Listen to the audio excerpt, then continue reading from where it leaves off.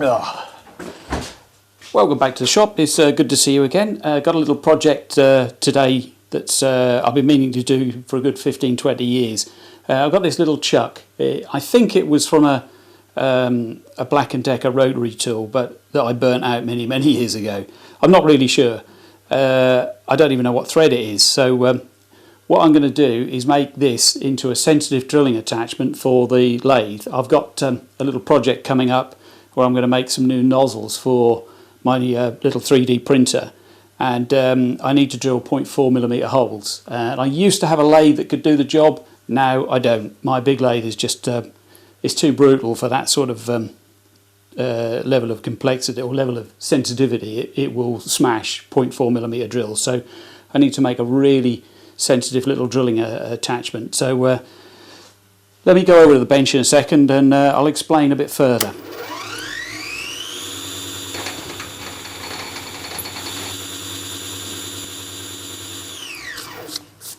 Right, this is it. It's a tiny little chuck. It goes down to virtually nothing. So I've used it before in the dim and distant. I used to have a little Hobbymat lathe, which was ideal for this sort of thing because it's small and quite sensitive. But my my 25-year-old, if not 30-year-old Craftsman lathe is just too big and heavy to drill 0.4mm holes. So I don't even know what thread this is. I looked on Tinternet and found next to nothing. That measures 7.8. That's probably an 8mm. If I remember rightly, 8mm metric fine has got a 1mm pitch. So let me have a look. That measures, I mean, this is crude, 0.84. I think the first thing to do is to go and find out what that thread is. Anyway, putting that aside, what I'm going to do is, I'll just quickly sketch up what we're going to make. We're going to make a little knurled section, little knurled handle. On front of that we're going to have the thread to suit this. I'll draw the chuck at the end here. There you go. Somewhat crude chuck. So that's threaded. At this end we're going to go slightly wider. There'll be a hole all the way through. This will be drilled out a little bigger so that it fits on a bar that goes in the tailstock of the lathe. So this section will slide backwards and forwards on here and rotate as well. And that means that you should just be able to hold this and push it into the work. I've got some various bits of steel. That is going to be this section here, so I can put some rough dimensions on this now. That's 16. Right, diameter 16. We know this is diameter 8. Just measured it. I know what that is. That's diameter 12. Diameter 12, and I've got a good old chunky piece of 304 stainless, which is roughly 40 and a machining tolerance, so that's diameter 40. Well, there we go. None of these dimensions are particularly critical. The only thing that is critical, I think, are going to be getting this bore, that bore, to be exactly 12mm, so it slides nice and freely on the mandrel, and also the thread. So I think I'll go to the jolly old optical comparator and have a little bit more of an accurate measurement of the thread on this thing. So join me over there.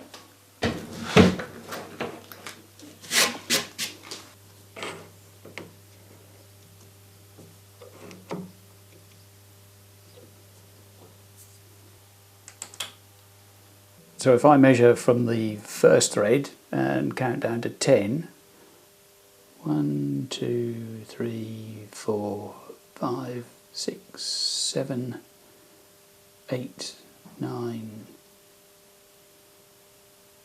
10, about there, which is, what's that, 7, that's 7.5, yeah, 5, 6, 7, 8.5. I'm going to use my little collet chuck because I want this to be reasonably accurate.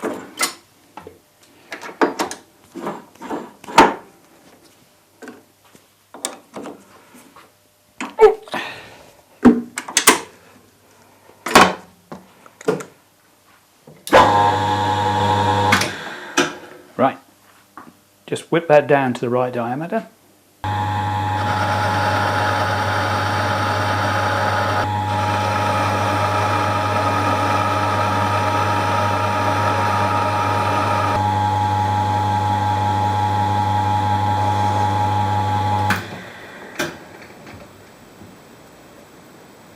Yep, I think we'll buy that. That is 7.93.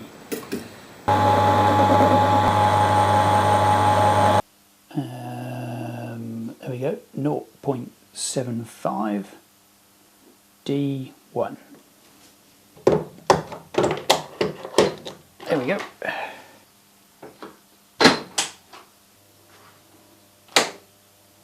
I should just explain why I've set the lathe here to 0.75 mil pitch. I measured 0.85. Well, this is weird. A thread gauge, 0.75 thread gauge fits perfectly. There is a metric 0.75 and a 0.8 mil by 8 diameter thread variant. So this seems to work. And my lathe doesn't cut 0.8 mil or 0.85 mil pitched threads, so I'm going to give this a go and see if it fits or not. I mean, it should do. It looks like it should. So yeah, we'll have a go. Yeah, what I should do at some point in the future, I don't have any gauge blocks, and I'd love to have a set of gauge blocks. So that would be very useful to have something that's a known standard in this in my workshop, so that I can I know that I'm measuring things correctly.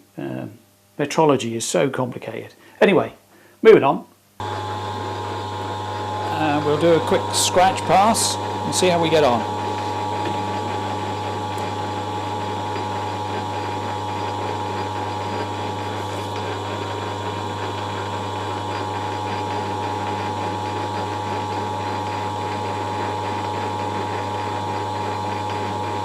Looking good.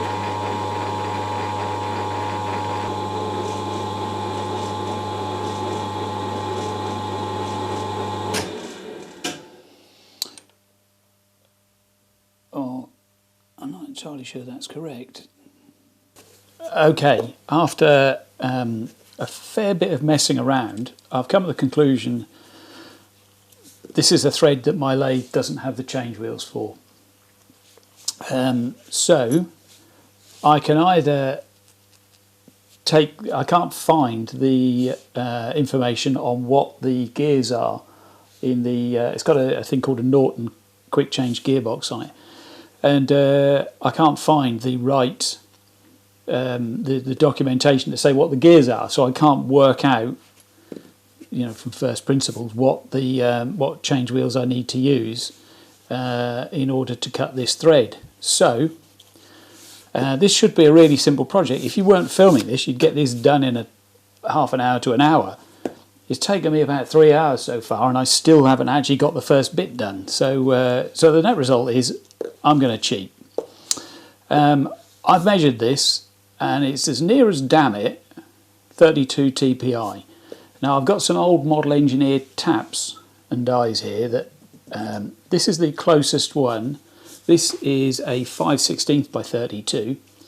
It screws in, whoops, it screws in, I don't know, 4 or 5 threads and then jams, because this thread is a different pitch. But that's the right one. However, when I looked at my die doesn't appear to be quite as whole as it should be.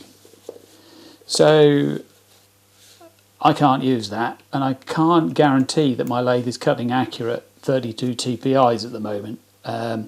So I thought I'll move up. So this is the next size up. Oh, is this one, which I do have a full size die for. This is 3/8 by 32, which is a really odd thread, but that will fit in there. So what I'm doing, I've broken the Loctite joint, and I've taken the back plate off the chuck. So I've measured this because I can make another one if I need to. But the simplest solution, because this is a really weird thread, is just to put this in the collet chuck, hold it nice and square, bore it out, thread it 3/8 by 32 TPI, and then I should be in a position to, when I come to make this part, it should just be a straightforward put it together and use the die. Sorry, put it together. To cut it, and you just use the die.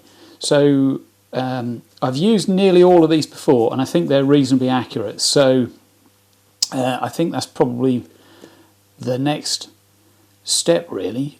There we go. There's actually it's going to be quite difficult to see, but there is a proper flange on this little chuck's back plate, so that fits in there quite nicely. Right, we need to bore this out to 8.7 apparently.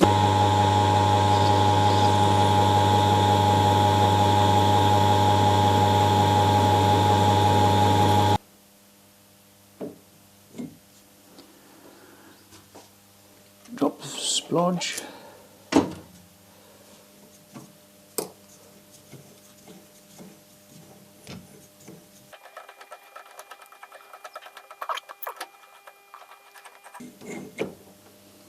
How far did we get? That came out nicely, so I'll just show you.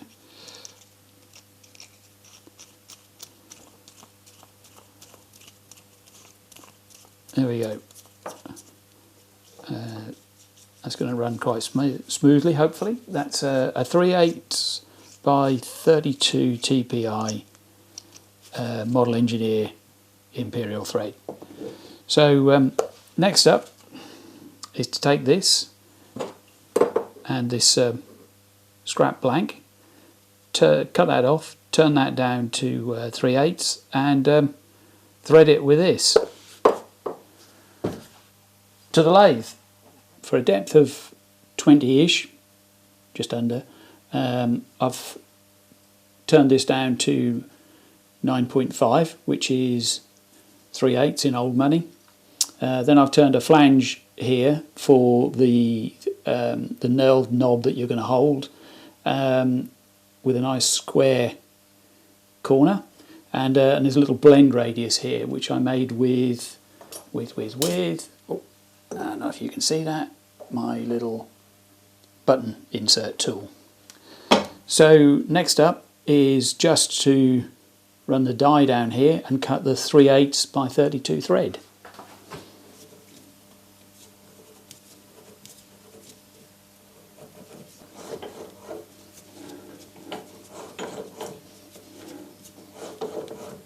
Five minutes later, here we go.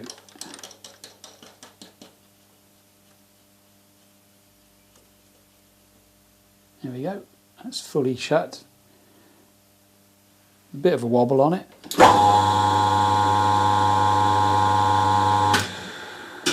But it's not a precision chuck. And I'm not a precision engineer.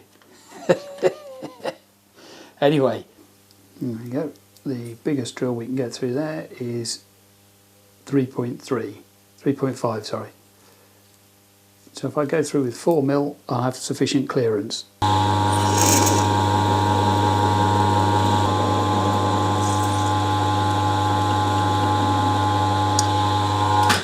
That'll do. Okay, I've whipped it off to, I think that's 60mm from shoulder to shoulder, so I just need to put this back in, face it off and bore it out to 12mm down to 50mm deep, I think.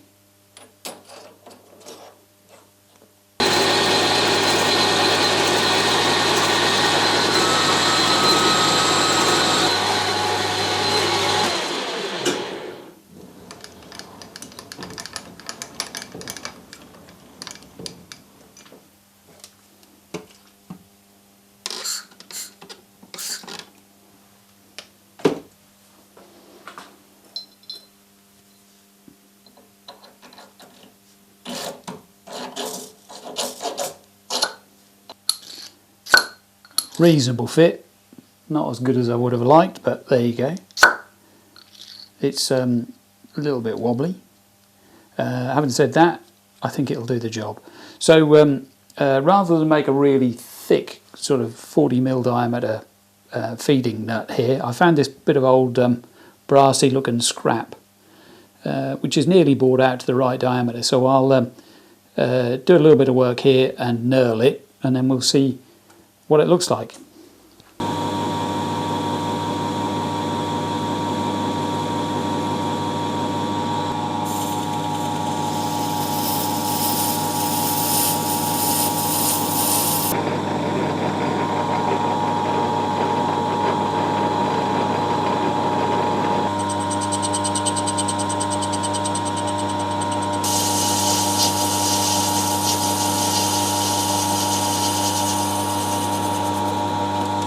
Hey.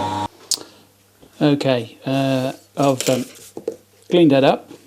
It's really a sloppy fit. What I'll do is, I've had reasonable success with this cheap and cheerless super glue, so I'll just I'll see if that does the job. If it doesn't, not the end of the world. I'll come and make another bit. Here we go. Right, I'm going to let that cure overnight. It's the following day, and there we have it. It's super glue worked a treat. Who'd have thought? So that's now ready to test on the lathe, and there's a test drill. That is, I think, about 0.4mm, which is about the size of a hole I want to drill when I get round to making this next product. So this next project. Right, that's in. Let's put it on the lathe. Right, I've prepared a blank. This is about 12mm long drill rod, or silver steel as we call in the UK. God knows what the diameter is. Doesn't matter. So let's just push that in there. Do that up, and we'll have a go at machining it. Right, first up is just to centre drill it. Now I'll do this, then I'll...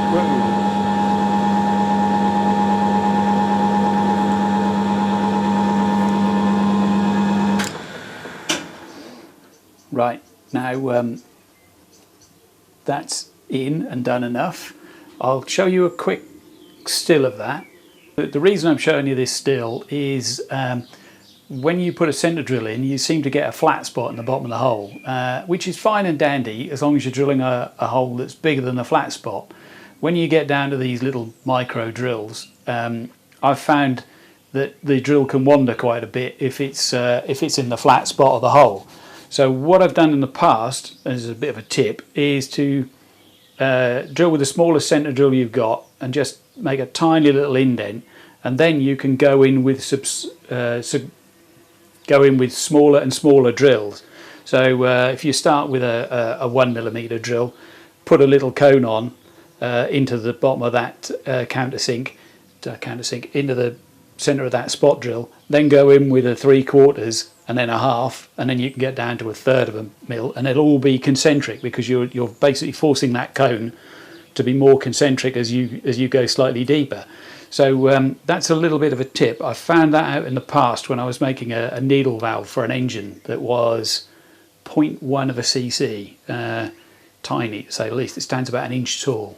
Anyway, on with the bit. Start with a little bit of splodge. Not needing a lot of that. Right, the lathe is in its fastest speed, which is not very fast in the case of this old girl. 1200 RPM, which isn't a lot. And the way you use these is you hold the you stop it rotating and you force it forward by hand. So if I just, you can see the drill wobbling very slightly as it's in that land in the bottom of the hole. But a little bit of persuading, a little bit of gentle pressure, and it's centered up and started to cut.